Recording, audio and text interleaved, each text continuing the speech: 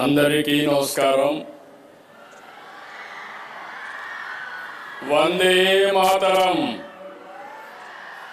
వందే మాతరం, వందే మాతరం. ప్రపంచంలో అతిపెద్ద ప్రజాస్వామ్య దేశం భారత్. నేడు 79వ స్వాతంత్ర వేడుకలు జరుపుకుంటున్న శుభ సందర్భంగా భారతీయులకు, ప్రపంచంలోని తెలుగు వారికి, రాష్ట్ర ప్రజలకు శుభాకాంక్షలు. ఈ సమయంలో జాతిపిత మహాత్మా గాంధీ, సుభాష్ చంద్రబోస్, భగత్ సింగ్, రాజ్యాంగ నిర్మాత డాక్టర్ బిఆర్ అంబేద్కర్, త్రివర్ణ పతాక రూపకర్త పెంగళి వెంకయ్య, అల్లూరి సీతారామరాజు వంటి మహనీయుల్ని స్మరించుకుందాం. స్వాతంత్రం పొందిన 8 దశాబ్దాల కాలంలో దేశంలో అనేక మార్పులు జరిగాయి. ఇదే సమయంలో ఆంధ్రప్రదేశ్లో కూడా అనేక ఎత్తు పల్లాలను చూసింది. దేశంలోని తెలుగువారంతా ఒకే రాష్ట్రంగా కలిసి ఉండాలని నాడు కలలుగన్నాం.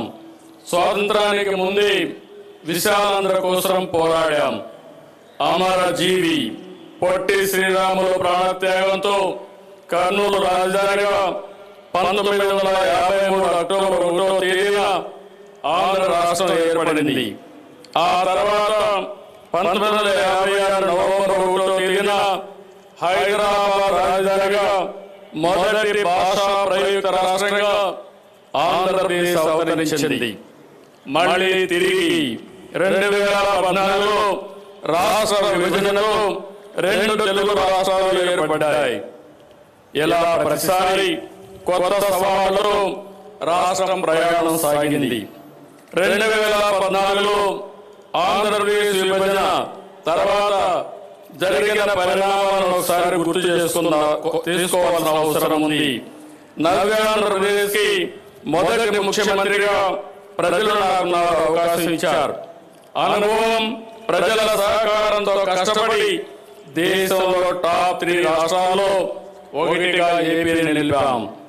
2019లో వచ్చిన ప్రభుత్వం 5 సంవత్సరాల పాటు రాష్ట్రాన్ని విధ్వంసం చేసింది. ఏపీ బ్రాండ్ నాశనం చేసింది. వ్యవస్థలను నిర్వీర్యం చేసింది. రాష్ట్రం 37 వెనక్కిపోయింది. 10 లక్షల కోట్ల రూపాయల అప్పులు, బకాయిలతో ఆర్థిక విధ్వంసం చేశారు. ఆ 5 ఏళ్ళు ఎక్కడా అభివృద్ధి జరగలేదు. కనీసం రోడ్లపై గుంతలు పూడ్చలేదు. తవ్విన కొద్దీ ప్రభుత్వం చేసిన అప్పులు, తప్పులు, ఆక్రమణలు, అవకతవకలు వెలుగు చూస్తున్నాయి. పోలవరం నిలిచిపోయింది. అమరావతి ఆగిపోయింది. పెట్టుబడులు తరలిపోయాయి. 2024 ఎన్నికల్లో ప్రజలు గెలవాలి, రాష్ట్రం నిలవాలి అనే ఎన్డీఏ నినాదాన్ని ప్రజలు నమ్మి చారిత్రాత్మకమైన తీర్పునిచ్చారు. నిశ్శబ్ద విప్లవాన్ని సృష్టించారు. 94% స్ట్రైక్ రేట్తో 57% ఓట్ షేర్తో కూటమిని దీవించారు. రాష్ట్రాన్ని పునర్నిర్మించాలనే ఏకైక లక్ష్యంతో పాలన ప్రారంభించాం. మేము అధికారం చేపట్టిన ఈ 7 ఏడాది కాలంలో ప్రజల నమ్మకాన్ని నిలబెట్టేలా, భవిష్యత్తుకు బాటలు వేసేలా తొలి రోజు నుంచి పనిచేస్తున్నాం. తొలి సంతకం నుంచి సుపరిపాలనకు తొలి అడుగు వేశాం. సంక్షేమం, అభివృద్ధి, సుపరిపాలనతో సాగిన 7 ఏడాది పాలన ఎంతో సంతృప్తినిచ్చింది. ప్రజల మద్దతు మా సంకల్పం. దేవుడి దయతో విధ్వంసం నుంచి సంక్షేమానికి సాటి లేదు, అభివృద్ధికి అడ్డు లేదు, సుపరిపాలనకు పోటీ లేదు. ఇది రికార్డ్. ఇదే ఆల్ టైమ్ రికార్డ్ అని మరొక్కసారి విజ్ఞప్తి చేస్తున్నాను. కూటమి ప్రభుత్వం పేదల ప్రభుత్వం. సంక్షేమ పథకాలతో ప్రజల జీవన ప్రమాణాలు పెంచేందుకు, బడుగు బలహీన వర్గాలను అభివృద్ధి చేసేందుకు వేల కోట్ల నిధులు ఖర్చు చేస్తున్నాం. దేశంలో మరే రాష్ట్రంలో అమలు కాని స్థాయిలో రెట్టింపు సంక్షేమం ప్రజలకు అందుతోంది. ప్రధాన ఎన్నికల హామీలుగా ఉన్న సూపర్ 6ని సూపర్ హిట్ చేశాం. ప్రతి వర్గానికి, ప్రతి ప్రాంతానికి, ప్రతి కుటుంబానికి, ప్రతి పౌరునికి సాయంగా నిలబడుతూ సంక్షేమ పాలనకి కొత్త నిర్వచనం ఇచ్చాం. ప్రభుత్వం ఏర్పడిన తొలి రోజునే 5 సంతకాలతో ప్రధాన హామీల అమలుకు శ్రీకారం చుట్టాం. పేదల సేవలో కార్యక్రమంలో 64 లక్షల మందికి ఎన్టీఆర్ భరోసా పింఛన్లు ఇంటి వద్దే పంపిణీ చేస్తూ సంక్షేమ రాజ్యానికి కొత్త అర్థాన్ని ఇచ్చాం. దేశంలోనే అతిపెద్ద సంక్షేమ పండుగ ఏపీలో ప్రతి నెల 1వ తేదీన జరుగుతుందని స్వాతంత్ర దినోత్సవ వేదిక నుంచి సగర్వంగా చెప్పగలుగుతున్నాను. దేశంలో మరే రాష్ట్రంలోనూ ఈ స్థాయి పింఛన్లు పంపిణీ చేయడం లేదు. ఏడాదికి 33,000 కోట్ల రూపాయలు కేవలం పింఛన్ల మీదనే ఖర్చు చేస్తున్నాం. వృద్ధులకు 4,000, దివ్యాంగులకు 6,000, డయాలసిస్ సహా తీవ్రవాదులకు గురైన వారికి 10,000, పూర్తిగా మంచానికే పరిమితమైన వారికి 15,000 ఇస్తున్నాం. ఒక్క పింఛన్ ఇప్పటికే పంపిణీ చేసిన డబ్బులు చూస్తే 40,000 కోట్లకు పైగా ఖర్చు చేశాం. తల్లి తన బిడ్డ చదువుకోవాలని కలలుగనే పేదింటి తల్లులకు ఆర్థిక భరోసా ఇచ్చేందుకు తల్లికి వందనం పథకం తీసుకొచ్చాం. 10,000 కోట్లతో ఈ పథకాన్ని అమలు చేశాం.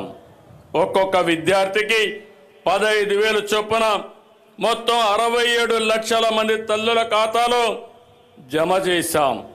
ఒక కుటుంబంలో ఎంతమంది ఉన్నా చదువుకునే పిల్లలందరికీ ఈ పథకాన్ని వర్తింపజేశాం. జనాభా నిర్వహణలో ఈ పథకం కీలక భూమిక పోషిస్తుంది. రైతు బాగుంటేనే రాష్ట్రం బాగుంటుందని నమ్మే ఈ ప్రభుత్వం ఎప్పుడు అధికారంలో ఉన్నా అన్నదాతకు ప్రాధాన్యత ఇస్తున్నాం. చెప్పినట్టుగానే అన్నదాత సుఖీభవ పథకం అమలు చేశాం. ప్రతి రైతుకు ఏడాదికి కేంద్రం ఇచ్చే మొత్తంతో కలిపి 3 విడతల్లో 20,000 రూపాయలు ఇస్తామని చెప్పాం. మొదటి విడతగా రాష్ట్ర ప్రభుత్వం 5,000, కేంద్రం ఇచ్చే 2,000 కలిపి 7,000 రూపాయలు రైతు ఖాతాల్లో వేశాం. 47 లక్షల మంది రైతులకి 3,173 కోట్ల రూపాయలు అందించాం. ఉమ్మడి రాష్ట్రంలో దీపం పథకం తెచ్చి మన ఆడబిడ్డల వంటింటి కష్టాలు తీర్చాం. నేడు మళ్ళీ దీపం 2 పథకం ద్వారా ఉచిత సిలిండర్లు ఇచ్చి భారాన్ని పూర్తిగా తగ్గించాం. ఏడాదికి 3 సిలిండర్లు ఉచితంగా ఇస్తున్నాం. ఏటా 2,684 కోట్ల రూపాయలు ఖర్చు చేస్తున్నాం. ఇప్పటికీ 2 కోట్ల రాయితీ సిలిండర్లు ఇచ్చాం. స్వాతంత్ర దినోత్సవం సందర్భంగా ఆర్టీసీ బస్సుల్లో ఆడబిడ్డలకు స్త్రీశక్తి పేరుతో ఉచిత ప్రయాణాన్ని కానుగ్గా ఇస్తున్నాం. Palle Velugu, ultra Palle Velugu, city ordinary express, metro express బస్సుల్లో మహిళలకు ఉచితంగా ప్రయాణించవచ్చు. ఉచిత ప్రయాణంతో నెలకు 1,000 రూపాయల నుంచి 2,000 రూపాయల వరకు ఆడబిడ్డలకు ఆదా అవుతుంది. ట్రాన్స్జెండర్లకు ఈ సౌకర్యం కల్పిస్తున్నాం. ఈ పథకం కోసం ప్రతి ఏటా 1,942 కోట్ల రూపాయలు వెచ్చిస్తున్నాం. 2029 నాటికి 20 లక్షల మందికి ఉద్యోగాలు, ఉపాధి అవకాశాలు కల్పిస్తామని సూపర్ 6లో చెప్పాం. చెప్పినట్టుగానే తొలి సంతకంతో ఉద్యోగాలు ఇస్తున్నాం. 16,347 పోస్టులు మెగా డిఎస్సి ద్వారా ఈ నెలాఖరు లోపల నియామకాలు పూర్తి చేస్తాం. ప్రజలకు నాడు కునుకు లేకుండా చేసిన ల్యాండ్ టైటిలింగ్ యాక్ట్ని రద్దు చేశాం. పేద ప్రజలకు ఆకలి తీర్చేందుకు అన్నా క్యాంటీన్ తిరిగి తీసుకొచ్చాం. 204 అన్నా క్యాంటీన్లో 5,16,00,000 మందికి కేవలం 5 రూపాయలకి కడుపు నింపాం. బీసీలను ఆర్థికంగా, సామాజికంగా, రాజకీయంగా ముందుకు తీసుకెళ్లేందుకు ప్రణాళికలు అమలు చేస్తున్నాం. చేతి వృత్తులు, కుల వృత్తులైన అన్ని వర్గాలకు బీసీ కార్పొరేషన్లు ఏర్పాటు చేసి అండగా నిలుస్తున్నాం. బీసీల రక్షణ చట్టం తీసుకుని వచ్చేందుకు మంత్రివర్గ ఉపసంఘం అధ్యయనం చేస్తుంది. స్థానిక సంస్థల్లో బీసీ రిజర్వేషన్లు గత ప్రభుత్వం 24% తగ్గిస్తే మేము తిరిగి 34% పెంచడానికి కృషి చేస్తున్నాం.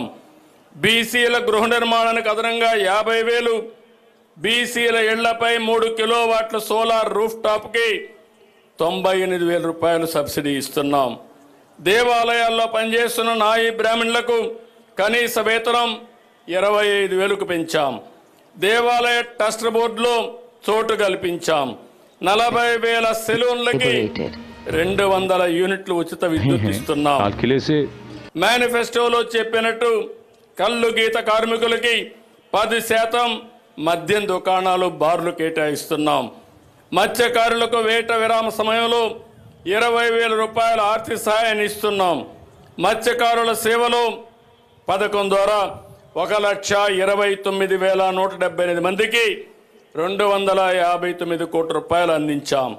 చేనేత గండగా హ్యాండ్లూముకు నెలకు 200 యూనిట్లు, పవర్ లూముకు 500 యూనిట్లు ఉచిత విద్యుత్ ఇస్తున్నాం.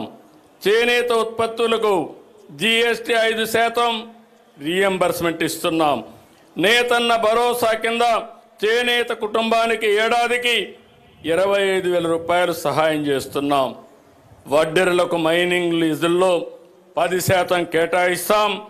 కురబలకు, యాదవులకు సబ్సిడీలో గొర్రెలు, మేకలు, పశువులు అందించి ఉపాధి కల్పిస్తాం. ఆర్థికంగా వెనుకబడిన ఎంబీసీలకు, అన్ని వర్గాల బీసీలకు ప్రత్యేక కార్యక్రమాలు అమలు చేసి ఆర్థికంగా పైకి తెస్తాం. ఎస్సీల జీవితాల్లో వెలుగును నింపుతున్నాం. గత ప్రభుత్వంలో వేధింపులకు గురైన ఎస్సీ వర్గానికి అండగా నిలిచాం. వారి హక్కులు కాపాడుతూ వారి నిధులు వారికే ఖర్చు చేస్తున్నాం. ఎస్సీల సంక్షేమం కోసం గత బడ్జెట్లో 20,280 కోట్లు ఖర్చు చేశాం. ఎస్సీ సామాజిక వర్గాల్లో అంతరాలు తగ్గించేలా, ఏ వర్గాన్ని నొప్పించకుండా, ఏ ఒక్కరూ నష్టపోకుండా ఎస్సీ వర్గీకరణతో వారి దశాబ్దాల ఆకాంక్ష నెరవేర్చాం. Solar roof